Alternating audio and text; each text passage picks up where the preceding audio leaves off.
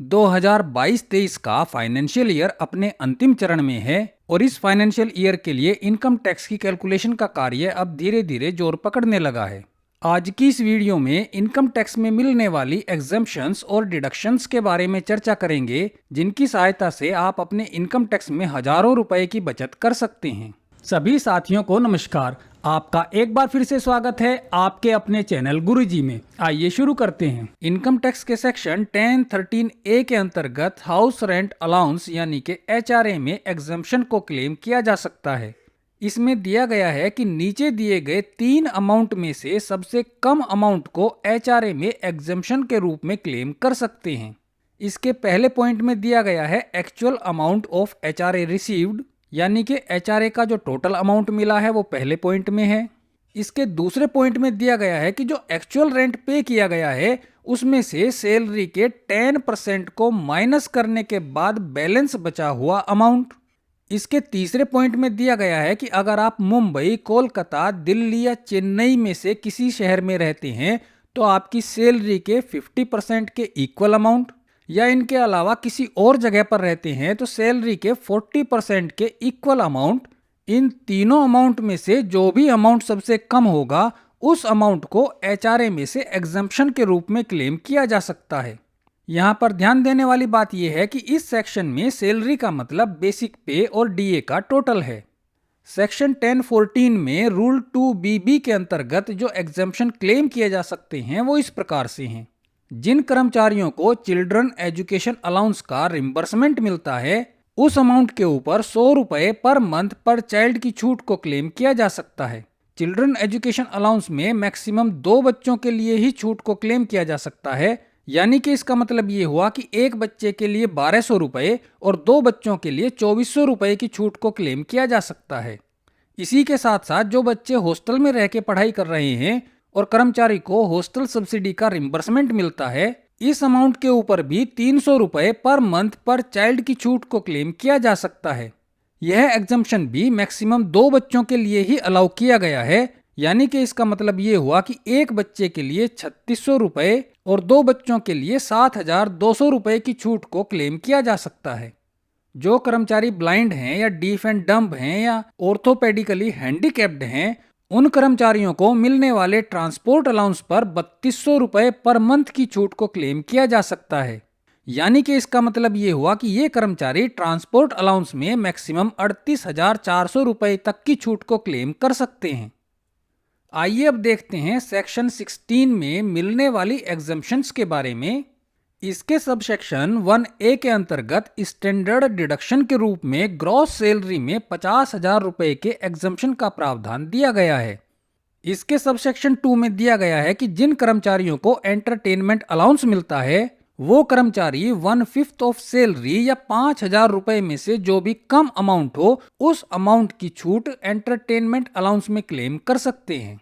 इसके सबसेक्शन 3 में दिया गया है कि जो कर्मचारी प्रोफेशनल टैक्स को पे करते हैं वो कर्मचारी इसके टोटल अमाउंट को ग्रॉस सैलरी में से एग्जम्पशन के रूप में क्लेम कर सकते हैं।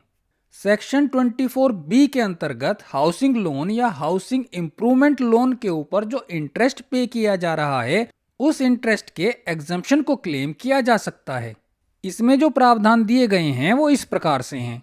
इसके पहले पॉइंट में दिया गया है कि अगर हाउस प्रॉपर्टी सेल्फ ऑक्यूपाइड है, यानी कि सरकारी कर्मचारी इस प्रॉपर्टी में खुद ही रह रहा है और इस हाउस के कंस्ट्रक्शन या परचेज के लिए कोई लोन लिया गया है, तो उस लोन के ऊपर जो इंटरेस्ट पे किया जा रहा है उस इंटरेस्ट में 2 लाख रुपए तक की छूट को क्लेम किया जा सकता है।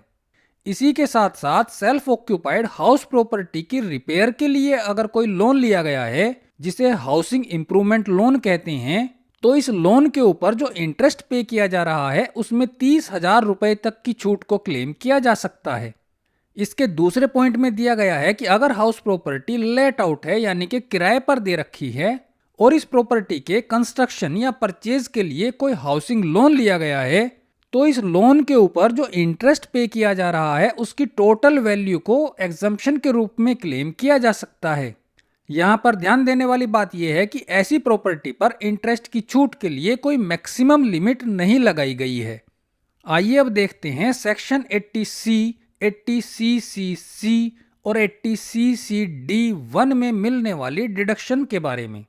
सेक्शन 80C में जिन डिडक्शन को क्लेम किया जा सकता है उनमें लाइफ इंश्योरेंस प्रीमियम है, प्रोविडेंट फंड जैसे कि जीपीएफ या ईपीएफ या पीपीएफ है, सीजीई जीआईएस का कंट्रीब्यूशन है, कुछ टाइप के इक्विटी शेयर्स के सब्सक्रिप्शन का अमाउंट है, ट्यूशन फीस है, नेशनल सेविंग सर्टिफिकेट्स हैं, हाउसिंग लोन का प्रिंसिपल का अमाउंट है, सुकन्या समृद्धि योजना में जो प्रीमियम दिया जा रहा है वो अमाउंट है, और ऐसे ही बहुत सारे दूसरे आइटम्स को सेक्शन 80C के अंतर्गत डिडक्शन के रूप में क्लेम किया जा सकता है।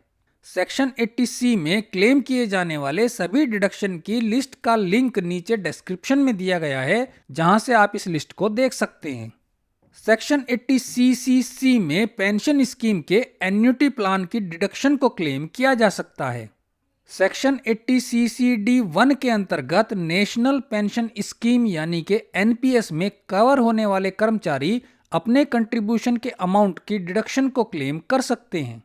यहाँ पर ध्यान देने वाली बात यह है कि सेक्शन 80C, 80CCC और 80CCD1 की जो कंबाइंड लिमिट है वो 1,50,000 रुपए है। यानी कि इन तीनों सेक्शन में जो टोटल छूट को क्लेम किया जा सकता है वो मैक्सिमम 1,50,000 रुपए को ही क्लेम किया जा सकता है। सेक्शन 80CCD1B के अंतर्गत नेशनल पेंशन स्कीम यानी कि एनपीएस में जमा की गई राशि के ऊपर एडिशनल 50,000 रुपए की छूट को क्लेम किया जा सकता है। यहाँ पर ध्यान देने वाली बात यह है कि इन 50,000 रुपए में उस अमाउंट को इंक्लूड नहीं किया जाएगा जिसका क्लेम सेक्शन 80CCD1 के अंतर्गत किया जा चुका है। यहाँ पर आपको ध्यान दिला दें कि ओल्ड पेंशन स्कीम में कवर होने वाले कर्मचारी भी एनपीएस में अपना अकाउंट खोल सकते हैं और इस अकाउंट में 50,000 रुपए का कंट्रीब्यूशन करने के बाद 50,000 रुपए की एडिशनल छूट को क्लेम कर सकते हैं। सेक्शन 80CCD2 के अंतर्गत नेशनल पेंशन स्कीम में एम्प्लॉयर द्वारा किए गए कंट्रीब्यूशन के ऊपर भी छूट को क्लेम किया जा सकता है। एनपीएस अकाउंट में एम्प्लॉयर द्वारा जो कंट्रीब्यूशन किया जाता है वो अमाउंट टैक्सेबल होता है और उसको ग्रोस सैलरी में ऐड किया जाना जरूरी है। इस अमाउंट के ऊपर सेक्शन 80CCD2 में छूट के प्रावधान दिए गए हैं। इसके पहले पॉइंट में दिया गया है कि अगर एम्प्लॉयर सेंट्रल गवर्नमेंट या स्टेट गवर्नमेंट है तो इस सिचुएशन में सैलरी के 14% के इक्वल अमाउंट की डिडक्शन को क्लेम किया जा सकता है। इसके दूसरे पॉइंट में दिया गया है कि अगर सेंट्रल गवर्नमेंट या स्टेट गवर्नमेंट के अलावा जो दूसरे एम्प्लॉयर्स हैं उनके केस में सैलरी के 10% के बराबर अमाउंट की डिडक्शन को क्लेम किया जा सकता है। सेक्शन 80D में हेल्थ इंश्योरेंस प्रीमियम और प्रिवेंटिव हेल्थ चेकअप की डिडक्शन के बारे में प्रावधान दिए गए हैं। अगर किसी कर्मचारी ने खुद के लिए या स्पाउस यानी कि हस्बैंड या वाइफ के लिए और डिपेंडेंट चिल्ड्रन के लिए कोई हेल्थ इंश्योरेंस पॉलिसी ले रखी है तो उस पॉलिसी के प्रीमियम के अमाउंट या गवर्नमेंट की हेल्थ स्कीम के सब्सक्रिप्शन के अमाउंट पर 25,000 रुपए तक की छूट को क्लेम किया जा सकता है। यहाँ पर ध्यान देने वाली बात यह है कि अगर इनमें से कोई पर्सन 60 साल से ज्यादा आयु का है तो उस स्थिति में 50,000 रुपए तक की छूट को क्लेम किया जा सकता है। इसके दूसरे पॉइंट में दिया गया है कि अगर पेरेंट्स के लिए हेल्थ इंश्योरेंस की कोई पॉलिसी ले रखी है तो उसके प्रीमियम के ऊपर 25,000 रुपए तक की छूट को क्लेम किया जा सकता है। इसमें भी अगर कोई पर्सन 60 साल की आयु से ज्यादा है तो उसके लिए 50,000 रुपए तक की छूट को क्लेम किया जा सकता है। इसके तीसरे पॉइंट में दिया गया है कि सेल्फ, स्पाउस या डिपेंडेंट चिल्ड्रन या पेरेंट के प्रिवेंटिव हेल्थ चेकअप के लिए 5,000 रुपए तक की छूट को क्लेम किया जा सकता है। लेकिन यहाँ पर ध्यान देने वाली बात यह है कि 5,000 रुपए की ये छूट ऊपर दी गई 25,000 या 50,000 रुपए की लिमिट के अंदर ही इंक्लूड की जाएगी। सेक्शन 80DD के अंतर्गत डिसेबल्ड डिपेंडेंट के मेडिकल ट्रीटमेंट या मेंटेनेंस के लिए किए जा रहे खर्च के ऊपर या किसी रेलिवेंट अप्रूव्ड स्कीम में डिपॉजिट किए गए किसी भी अमाउंट के ऊपर फ्लैट 75,000 रुपए तक की छूट को क्लेम किया जा सकता है और इस संबंध में किए जा रहे खर्च के ऊपर किसी प्रकार की कोई लिमिट नहीं लगाई गई है। यहाँ पर ध्यान देने वाली बात यह है कि डिपेंडेंट पर्सन की डिसेबिलिटी अगर सीवियर कैटेगरी की है यानी कि 80% या इससे ज्यादा की डिसेबिलिटी है तो इस सिचुएशन में 1,25,000 रुपए की छूट को क्लेम किया जा सकता है। सेक्शन 80 DDB के अंतर्गत सेल्फ या डिपेंडेंट के संबंध में कुछ स्पेसिफाइड डिजीज के मेडिकल ट्रीटमेंट पर किए जा रहे खर्च के ऊपर 40,000 रुपए तक के डिडक्शन को क्लेम किया जा सकता है। यहाँ पर ध्यान देने वाली बात यह है कि इनमें से अगर कोई पर्सन सीनियर सिटीजन है तो उस स्थिति में 1,00,000 रुपए तक के डिडक्शन को क्लेम किया जा सकता है। सेक्शन 80E के अंतर्गत अगर सेल्फ या रिलेटिव की हायर एजुकेशन के लिए कोई एजुकेशन लोन लिया गया है तो उस लोन के ऊपर पे किए जा रहे इंटरेस्ट के टोटल अमाउंट के ऊपर डिडक्शन को क्लेम किया जा सकता है। सेक्शन 80EE के अंतर्गत किसी रेजिडेंशियल हाउस प्रॉपर्टी को परचेज करने के लिए कोई लोन लिया गया है तो उस लोन के लिए पे किए जा रहे इंटरेस्ट के ऊपर एडिशनल 50,000 रुपए की छूट को क्लेम किया जा सकता है। यहाँ पर ध्यान देने वाली बात यह है कि ये लोन 1 अप्रैल 2016 से 31 मार्च 2017 के बीच में सैंक्शन होना चाहिए। इस संबंध में बाकी दूसरी कंडीशंस की लिस्ट का लिंक नीचे डिस्क्रिप्शन में दिया गया है। सेक्शन 80EE के अंतर्गत अगर कोई रेजिडेंशियल हाउस प्रॉपर्टी पहली बार खरीदी गई है और इसके लिए कोई लोन लिया गया है तो इस लोन के ऊपर जो इंटरेस्ट पे किया जा रहा है उसके लिए एडिशनल 1,50,000 रुपए की डिडक्शन को क्लेम किया जा सकता है। यहाँ पर ध्यान देने वाली बात यह है कि यह लोन 1 अप्रैल 2019 से लेकर के 31 मार्च 2022 के बीच में सैंक्शन होना चाहिए और सेक्शन 80EE के अंतर्गत इसकी डिडक्शन को क्लेम नहीं किया गया हो। इसके संबंध में बाकी दूसरी कंडीशंस की लिस्ट का लिंक नीचे डिस्क्रिप्शन में दिया गया है। सेक्शन 80EEB के अंतर्गत किसी इलेक्ट्रिक व्हीकल की परचेज के लिए अगर कोई लोन लिया गया है तो उस लोन के लिए पे किए जा रहे इंटरेस्ट के ऊपर 1,50,000 रुपए तक की डिडक्शन को क्लेम किया जा सकता है। यहाँ पर ध्यान देने वाली बात यह है कि यह लोन 1 अप्रैल 2019 से 31 मार्च 2023 के बीच में सैंक्शन होना चाहिए।